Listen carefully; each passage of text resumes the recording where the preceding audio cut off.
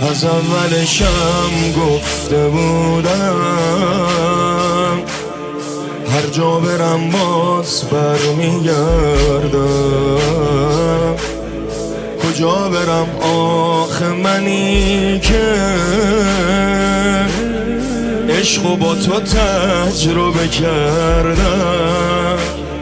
جلو چشات بودم و همیشه جلو چش تو پا گرفتم. چه جمعه ها که رفت و شنبهش